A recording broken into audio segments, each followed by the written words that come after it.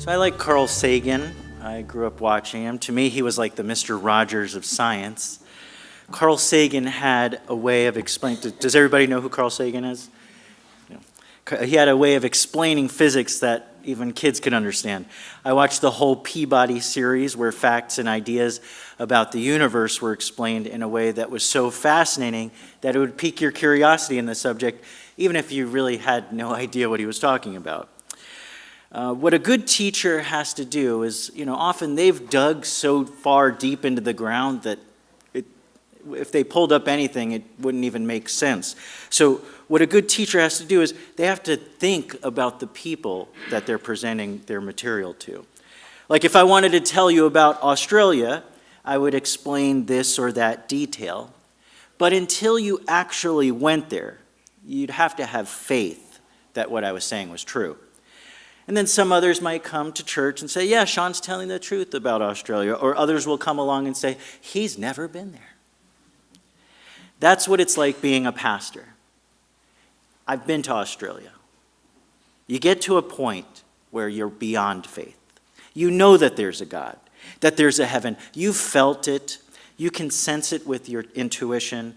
You've been in that space. You've been on holy ground. You felt the presence of God, but often it's hard to explain something that you don't have a reference for. You'll find yourself saying things like, God is like this, or he's like that. But it's hard to clearly represent God so that everybody can understand it. That's why there's so many arguments about what God is like. Why? Because God teaches like we do. We want God to just show us like that, but that's not how people learn. How do we learn? We learn through processes, through stages. Before you take calculus, you got to take what? Yeah, imagine taking calculus without taking that before. Would you have any concept or pre-calculus? Right? Before you read Shakespeare, guess what you need to know? How to read. You need to know English, grammar, syntax, all those things. Otherwise, you can have the original manuscript of Shakespeare in front of you right there, and you won't know how to read it. You gotta learn how to use these things. And God's trying to teach us what? About him. He wants to be known. I want to know God. Does anybody not want to know God? But the hard part about that is learning how to know him, because that takes discipline, as all things do. I've explained God's plan in this year, and hopefully we all get that now, that God's goal is to make himself known, to make God known. And we learned that who messed that up? Priests. And who do the priests of Israel serve? At first it was Moses' God, and that God was mobile. Wouldn't it be nice if the church just came to you every Sunday morning? That church was mobile. They carried him around in the ark. Only certain people, though, were allowed to go near it. You couldn't even touch it. But everywhere the Israelites went, Moses told them, you carry that ark with you, and you'll be successful. You try and go without it, and you'll fail. Moses wanted to teach the Israelites about the holiness of God through the ark. What was holiness to the people before Moses? They didn't know. There was not a concept of holiness. And so Moses had to first teach the Israelites what holiness was. That God is to be feared. That God is to be treated with respect. That God has a certain way. And that God must be with you wherever you go. And they told stories that if you dared act irreverently in the presence of this, we'll call it mobile temple, you would be cursed by God. And what did that do? It set God apart. God was separate from the people. Only a few people could go near his presence in the ark. God was holy. That's what Moses wanted the Israelites to first understand about God. Consider that the infant years of Israel's life. The first lesson they had to learn about God is that there's no one like God, and God is holy. God's kind of dangerous sometimes. God's an idealist. God is intolerant of people when they disobey his commandments. And not just any people, though, his chosen people, a specific group of people, the Israelites. They didn't have a temple back then. Moses discovered God on a mountain, and now he had to teach people what he experienced, which, as I said before, can be challenging. What did Moses experience? A burning bush, right? Imagine I said, hey guys, I was in the back of my house and the bush caught on fire, and now God spoke to me. It takes a little, finagling to share that. And he heard in that bush, take off your shoes. You're on holy ground. That when the living God appears to someone, they know, they don't believe, they know that I'm in the presence of my Creator. Moses was teaching that God was in the ark. He was teaching them that he was set apart, holy, and he taught the priests to be a mobile priesthood. That worked for a while, but over time people felt like God needed a house. And so they built him one. Guess what they called it? The temple. But what is a temple? That's what Jonah is going to wrestle with. What is the temple? Jonah's going to ask this question. Let me ask, what do you think the temple was for? Who said that? A minister? Yeah. It's for worship. And it's kind of the place where everybody agrees, right? A group of people will get together and they say, this is where God's going to live. He's going to live right here. And the idea was that this would be a faithful temple. And worship happened there. God's word was administered there. Sacrifices were done there. All of God's activity happened where? In the temple. So Moses found God in the wilderness, in his backyard, and he told the people about the God he encountered, and this God wanted to be among the people, and so the ark represents holy ground wherever the Israelites went until the Israelites decided to build God a temple. They wanted to move God into a beautiful in-law apartment in the middle of Jerusalem so they can have him there, because he's an old, frail man, right? We've got to take care of him. Visit him once a week. And they would go there and sing to him because God's, he's helpless a little bit, right? They would sing to him there, sacrifice there, worship there, hear the word of the Lord there, have rituals and festivals there. And to find God, to be with God, was to be in his temple, not at your house. David writes in Psalm 27:4, one thing I ask, one thing I seek, I want to gaze upon the beauty of the Lord all the days of my life, and what? Sit in his temple. When he was out in the pastures, he was writing songs saying, I want to go back to temple. I want to go back to Jerusalem. We do this today. We go to church to feel the presence of God. Right? When you walk in, there's a certain kind of reverence you have, a sense that you're on holy ground. I took off my shoes when I was preaching a sermon on Moses, and somebody called the office on me. I was on holy ground, I tried to tell him. But that's one way of worshiping God, is you go to church or temple. But that has a con. It then creates a system where people have to come to you.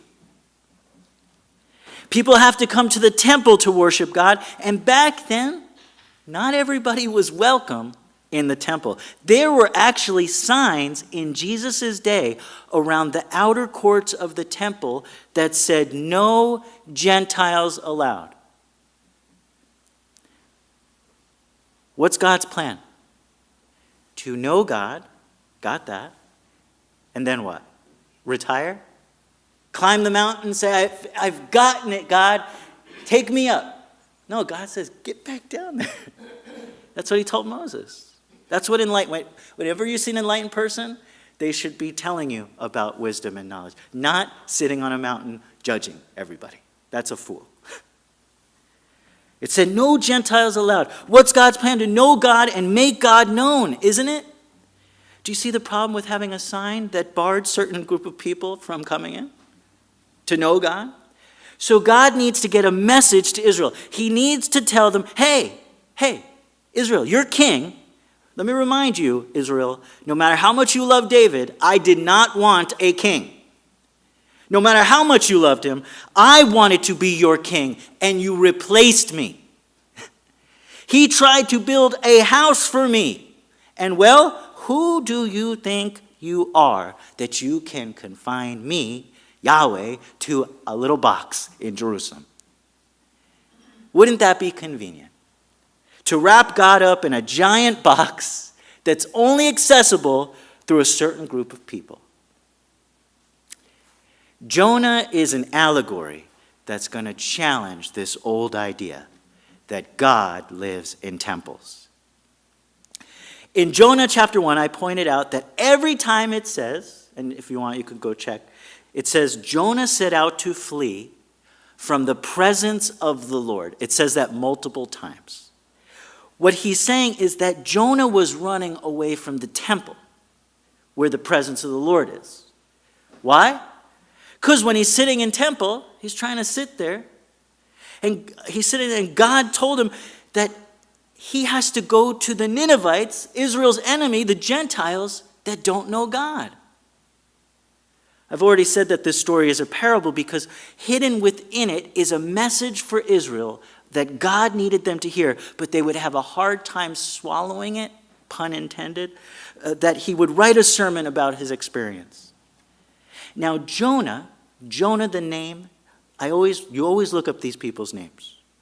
Jonah in Hebrew, hold on to your seats for this.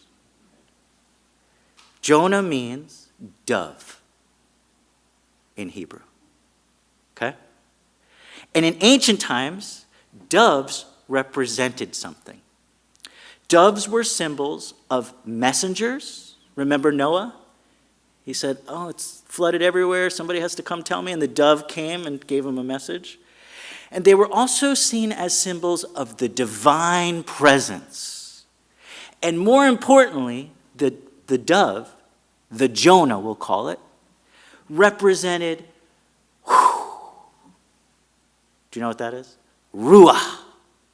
And Ruah is the same spirit that hovered over the waters in Genesis. It's the same word. So dove is divine messenger, divine presence. More specifically, it is spirit. Remember, the Spirit descended on Jesus when he was baptized as what? A dove. My cats used to eat the doves. So at least we don't want to have cats near the Holy Spirit. Okay.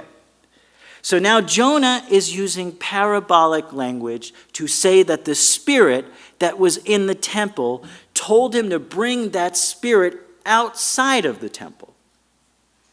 But Jonah knew, at least he thought he did, he followed what he was taught, that holiness can't go near the profane people of Nineveh. God would curse them. So what did he do? He tried to flee from the presence of the Lord. He tried to flee Jonah. You'll see the joke. Jonah tries to flee from Jonah. The spirit, Jonah tries to flee from the dove. Jonah tries to flee from the spirit. The dove is a messenger. Jonah's being called to be what?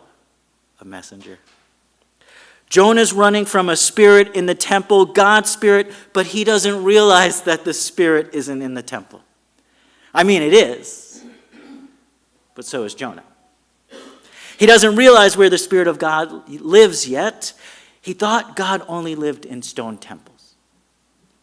And the Spirit gets on the boat with all those other, Jonah gets on the boat with all those other people who are calling out to their gods as the sea tries to topple the boat. Just think deadliest catch. All this imagery is symbolic of Genesis where the Spirit hovered over the waters, of Noah and the flood. It's familiar backdrop that Jonah writes this story. He knows that his people will hear it. And he says, look, I was trying to get away from the spirit in the temple, but then the spirit tried to chase me down, putting everybody on the boat at risk.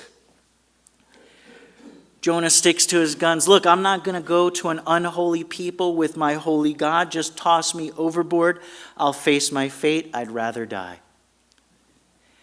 And with reluctance, the people on the boat did just that. Have you ever seen a forced baptism? It's a funny concept, but we all have. Did you know that Noah and the flood is a parable? For what was to come in the future. The Apostle Paul writes in 1 Peter, God waited patiently in the days of Noah during the building of the ark, in which a few, that is 8 lives, were saved through water. You all know that story. We heard that in Sunday school, but they didn't teach you this part. And baptism, which this prefigured, now saves you. That was the first baptism. And it's more symbolic than literal. Baptism, what is baptism? It represents death. You go underwater. And water is no place for human beings. Underwater. But that's where the Spirit finds itself. It's where Jonah finds itself. Jonah and the Spirit are in a place they shouldn't be, left for dead in the middle of the ocean. What lives in the ocean? Fish. Fish is an important symbol in Christianity. See my fish?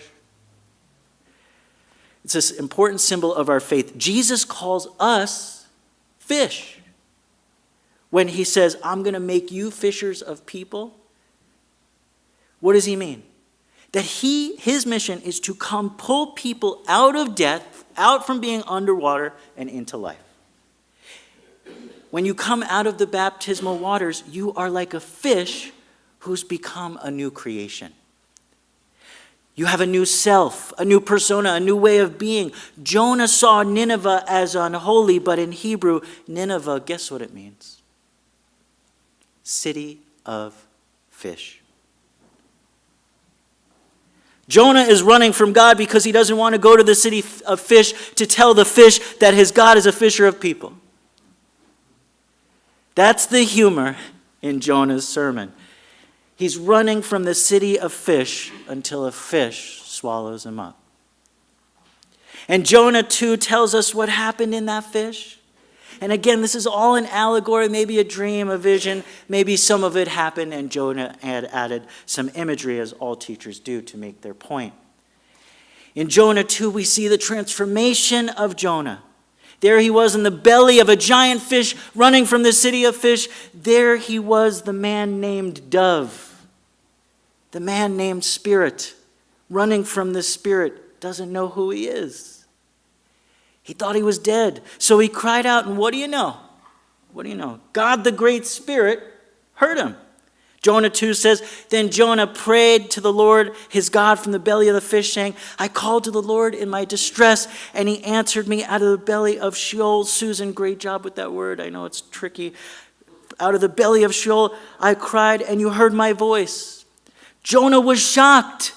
He thought God could only hear him in the temple. And Jonah represents all of Israel. They believed that God had a house and it was one Jerusalem lane, but he did not expect the Spirit to be at the bottom of the ocean and in a fish.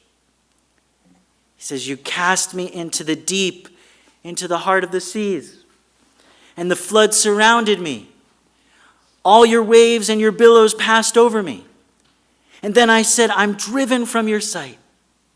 How shall I look again upon your holy temple?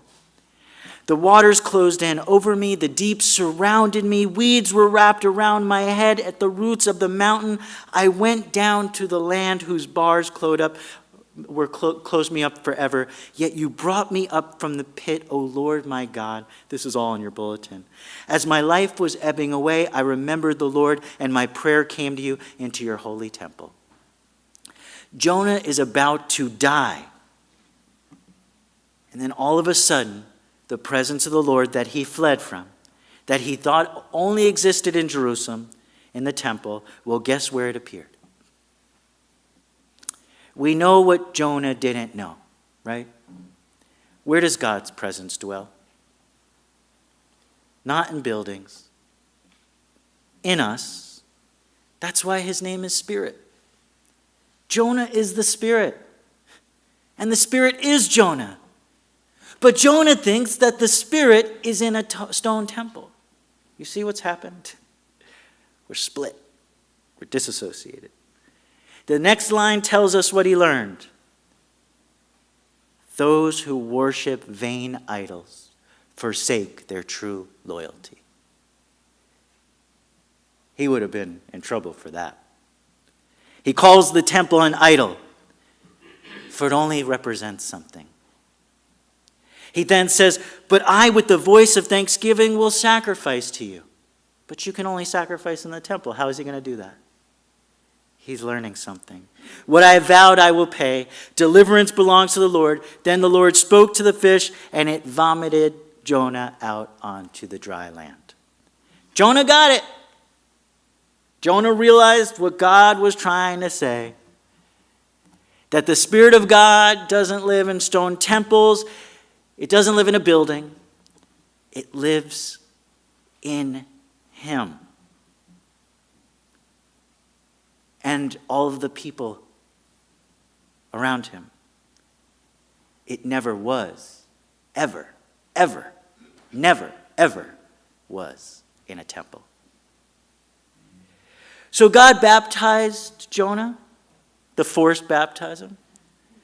A dove appeared. Jonah is the dove. He is the Spirit. And this chapter has taught us something very new happening in the collective thought of the ancient Israelites, our spiritual ancestors. That wherever Jonah went, guess who was there? You tell me. God, the Spirit, the dove, and vice versa. Jonah realized he was the temple, and God needed to get mobile again. Because God's plan is what?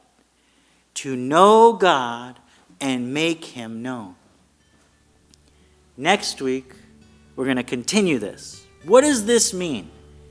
That Jonah is the temple, and the temple is Jonah.